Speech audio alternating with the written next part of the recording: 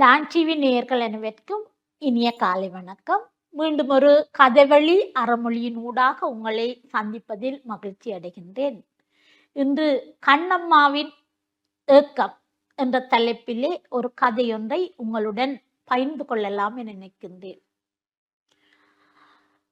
கண்ணம்மா ஒரு கிராமத்திலே நிறைவாக சந்தோஷமாக வாழ்ந்து வந்த ஒரு பெண்மணி. சிறு வயதிலே கணவனை இழந்த கண்ணம்மா தன்னுடைய மகனை மிகவும் சந்தோஷமாக வளர்த்து வருகின்றாள். தான் வீடுகளுக்கு சென்று பாத்திரங்கள் தேய்த்து கிடைக்கும் அந்த பணத்திலே அவனை படிக்க வைக்கின்றான். அவனும் நல்ல கெட்டிக்காரனாக படித்து வருகின்றான். அவன் பல்கலைக்கழகம் தெரிவு செய்யப்படுகின்றான்.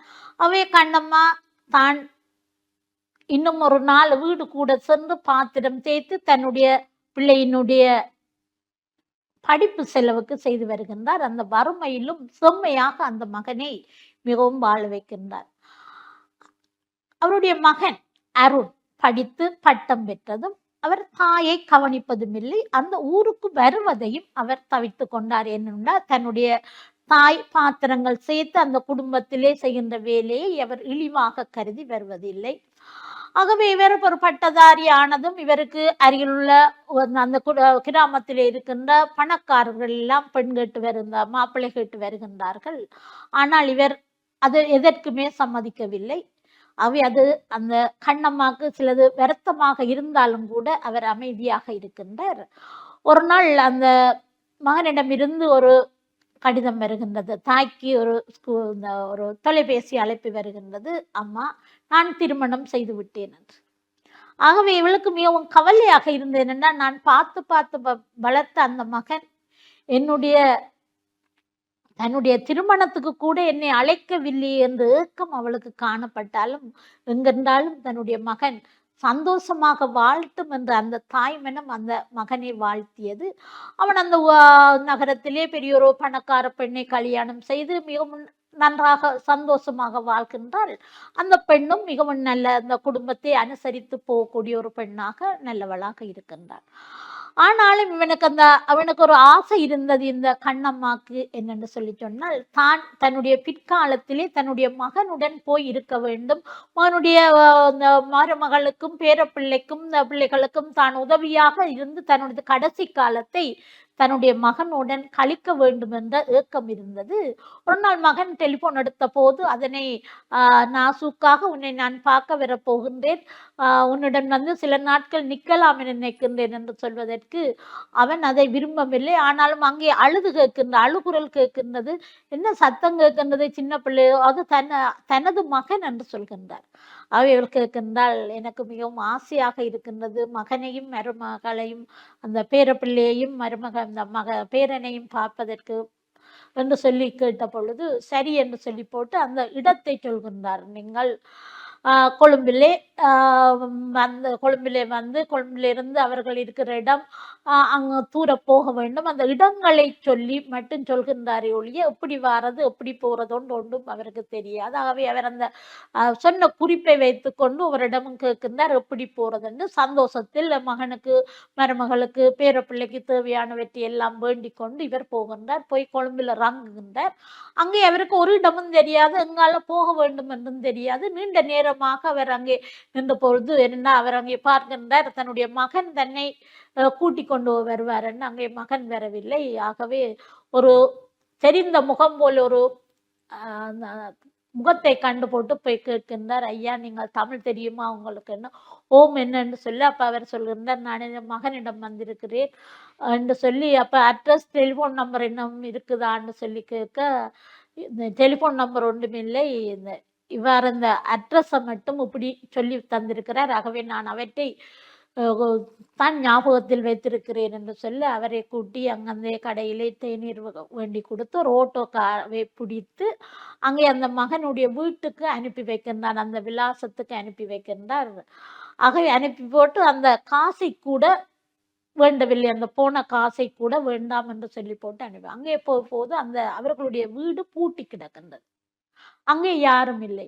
ஆகவே இவர் நாள் முழுக்க அதுல இருக்கின்றார். இருந்து கேட்கின்றார். அவர்கள் எங்கேயோ போயிட்டார்கள் போல எனக்கு. இருந்து பாருங்கோ வருவார்கள்.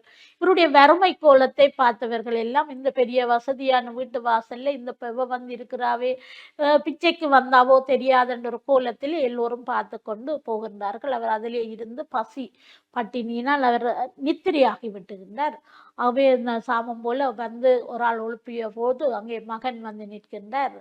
அப்போ உள்ளுக்கு கூட்டிக்கொண்டு போனவுடன் தான் அந்த பேரப்பிள்ளையை பார்க்க போகின்றேன் என்று கேட்கின்றார். கேட்கும்போது அந்த மருமகள் சொல்கின்றார், நீங்க போய் குளிச்சு போட்டு வாங்கம்மா, முதல் குளிச்சு போட்டு சாப்பிட்டுட்டு பேரப்பிள்ளையை பார்க்கலாம்னு. அப்போ குளிச்சு போட்டு வருகின்றார். சரி, நான் பிரயாணத்துல வந்தது பிள்ளைய நான் குளிச்ச பிறகுதான் நான் தொடுறது நல்லதுன்னு போட்டு பேரப்பிள்ளையை காட்ட சொல்கின்றார். ஆகவே பின்ன அந்த பெண்மணி அந்த பேரப்பிள்ளையை காட்டும் போது அந்த மருமகள் சொல்கின்றாள், நீங்கள் இவ்வளவு அக்கறையா ஆசையாக நீங்கள் இந்த பேரப்பிள்ளையை பார்க்கிறீர்கள். இவருடைய அம்மா இருந்திருந்தால் உங்களை விட இன்னும் 100 மடங்கு சந்தோஷப்பட்டிருப்பான்னு சொல்கின்றார். நீங்கள் அங்க அவற்றை வீட்டை வேலை செய்த நீங்களே இந்த பேரப்பிள்ளையில இவ்வளவு அன்பா பார்க்கிறீர்கள்.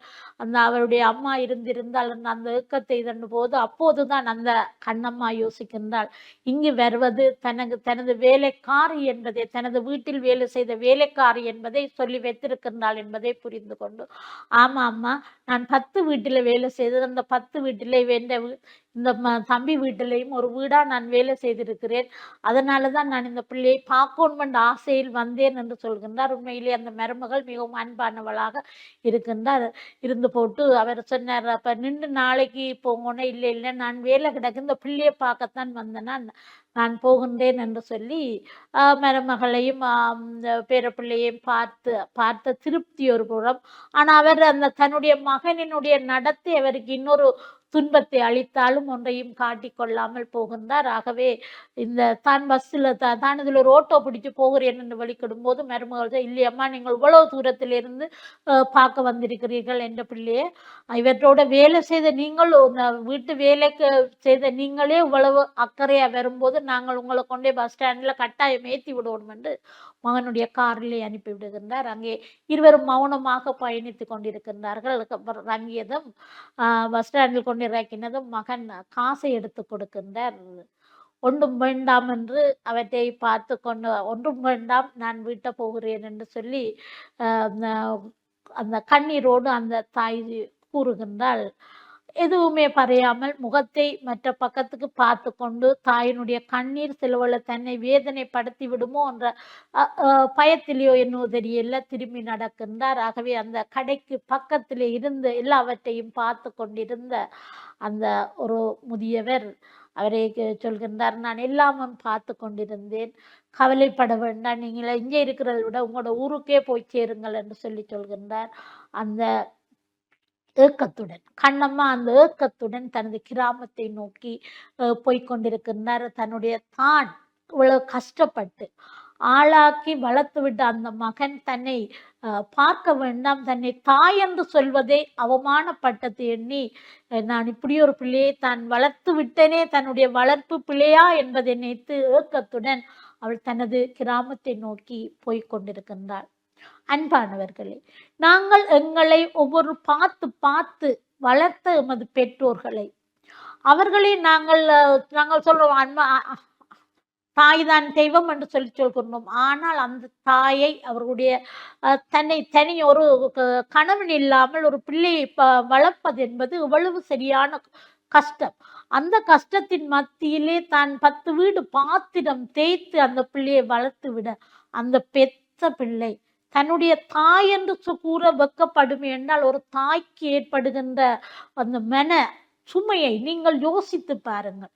அவை அன்பானவர்களே, நாங்கள் அந்த இளம் வயசில் எங்களுடைய கௌரவம், நாங்கள் தாயை கொண்டு போய் வேலைக்காரி என்று அறிமுகப்படுத்துகிற கொடுமையை யோசித்து பாருங்கள். ஆகவே அன்பானவர்கள், உங்களுடைய பெற்றோர் தான் உங்களுக்கு தெய்வம். அவர்கள் எவ்வாறு வறியவர்களாக இருந்தாலும் அவர்களை நீங்கள் முதன்மைப்படுத்த வேண்டும். நாங்கள் அவ்வாறு அவர்களை நாங்கள் புறக்கணிக்கும் போது நிச்சயமாக நாங்களும் நிம்மதியாக வாழ முடியாது. வெளியிலே நாங்கள் வேடம் போட்டாலும் கூட எங்களுடைய பெற்றோர்களை புறக்கணித்து நாங்கள் வாழ்கின்ற வாழ்க்கையில் எங்களுக்கு நிம்மதி கிடைக்காது என்று கூறி அந்த நாங்கள் எல்லோரும் எங்களுடைய பெற்றோரை மதிக்க வேண்டும், பெற்றோரை நாங்கள் பெற்றோருடைய மனங்களை நோகக்கூடாது என்று கூறி இனிமையான இந்த வாய்ப்புக்கு நன்றி கூறி விடைபெறுகிறேன். நன்றி.